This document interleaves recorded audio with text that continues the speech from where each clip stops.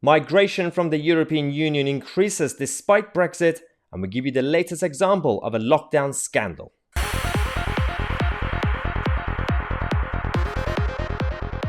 Hello everyone and welcome to the second program of the day. We're going to talk about a lack of government transparency, especially in terms of the EU migration numbers, what we were promised, what we expected, and what's actually happening years after the EU referendum actually happened. But before we continue, I want to say a massive thank you again in case you missed the previous video at 5:45 p.m. A special thanks to everyone who sent all the kind messages over the last 24 hours in support of this channel. As you know, we've been facing a lot of challenges with big tech censorship. Alex Balefield has been facing problems. Andrew Walker has been facing problems, and a number of others. I've spoken to them. All I can say is I'm working on a very exciting new project to takes us forward with what we do to remain your go-to daily source for political updates. And all I can say is just stay tuned, because in the next few days, hopefully I'll have some more updates for you guys to see where we are. We're going to be more of an independent platform than being relying on big tech platforms. Now, let's talk about the European Union, because the numbers that they told us after the Brexit referendum are not correct. They said, this is the article after the referendum, saying that when Theresa May promised and obviously agreed with the European Union that 3 million EU citizens would be allowed to stay in the UK permanently. Now, they said that when the Brexit vote happened, a lot of the European Union members will leave the UK because Britain is no longer attractive. Because we voted to leave the EU, that means we're leaving Europe and we hate Europeans, and so there's absolutely no more jobs here for Europeans, so that they wanted to leave. Firstly, that didn't happen. More EU members actually came here, and we have the evidence, because the latest that we now have, thanks to the Telegraph, is that 5 million EU citizens have applied to settle in the UK. So this is, firstly, a tribute to Brexit Britain. Brexit Britain is actually attractive enough for more EU citizens to come here and take advantage of it. And secondly, what happened to all the ex-status, the actual EU citizens who were supposed to leave the UK and never come back? That didn't happen. But the main point of this problem is that the lack of government transparency. We already have a problem with non-EU migration in terms of numbers, because public sector resources are not really, depending on the area, not able to handle certain places because of the numbers. Now we have the same problem. Of course, we know that there are a lot of EU citizens who do contribute a lot, but in terms of numbers, it's still going up. And all we needed to have is the Home Office being not only transparent with the public, but with the overall departments, government departments, to be ready for this. So the latest data showed that 4.9 million of the 5.4 million EU citizens had already been granted a settled status, and of which 4.88 million were living in England. So this is obviously comparing to the 3 million figures that they gave us after the Brexit referendum. Well, now we know that the problem with the lack of transparency. This is why Tory MPs, some senior Tory MPs, are coming out with questions from obviously Priti Patel and also the government itself, because it's not just a Home Office problem. This is, as I said, governmental problem across Whitehall. They're talking about the quality of government data on the numbers of migrants in Britain, which is critical for Whitehall departments, councils, health trusts, and schools to plan the appropriate level of service that actually meets local demand. John Hayes is one of the senior Tories who has actually come out to say that the disparity between the estimated number, the 3 million, and the true figures demonstrated the need to improve the UK, the way the UK checks the migration numbers. Now, the priority that we were supposed to have with Brexit Britain, we were never supposed to be an isolated country or inward-looking country or completely closing our borders. We were supposed to be a global country, but making sure that we take care of our own people and our own businesses first.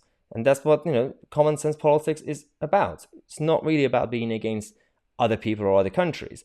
And that hasn't happened, especially over the last year with the lockdown situation, where small local British businesses have been massively hurt, whereas international corporations are doing really well. Your likes of Amazons will survive, but local small British business in a small town is still struggling. And on that note, we do have an example because we've been talking about Brexit and lockdown. If you guys remember the Brexit biscuit people who started a small business after the Brexit referendum, a family, half of them were pro-Brexit, half of them were pro-Remain. They've come up with a new idea. This is a lockdown-style biscuit. As you can see, it's Boris Johnson. You have Chris Whitty and Matt Hancock. We also have over here Piers Morgan. This is actual country. I want to give a massive shout out because on the one hand, you want to support small businesses because of the lockdown situation.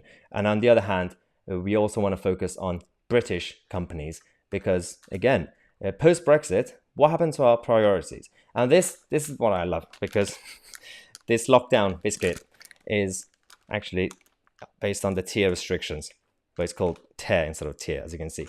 And to be fair, the reason I do shout outs to these guys every now and then is because their products are absolutely amazing. So I believe that one of these tubes would go for $9.95, and if you want to get one tube with 3 extra packets, it will be $14.95. I'll put the link in the description. Check them out. Support a small British business, and then we'll continue. Because what matters more now is how we're going to deal with Brexit Britain. Are we actually going to be focusing on our priorities or not? Because the European Union are losing control. We know that the latest from France is that Michel Barnier is now anti-EU. He's a Eurosceptic. Why? French elections are coming up. He came out the other day to say that France should just shut down and suspend migration for about 5 years. Apparently that's normal now. If Britain says it, that would be hardcore. As we saw in the previous video, Priti Patel trying to deport illegal migrants. Well, she's so evil that we should deport her, apparently, according to senior Labour members. But when you have Michel Barnier coming out to confirm and admit that the European Union have lost control over migration, well, this is showing the double standards of the whole Brexit saga that we've had. Now, that combined with what's happening in this country with the pandemic and the lockdowns and all the lockdowns we've had, there's a lot of uncertainty. Now, it's not just business, because we talked about business. It's also ordinary people's lives, generally speaking, with their jobs, mental health, and everything else. Because the latest that we have now is there's a new variant from India.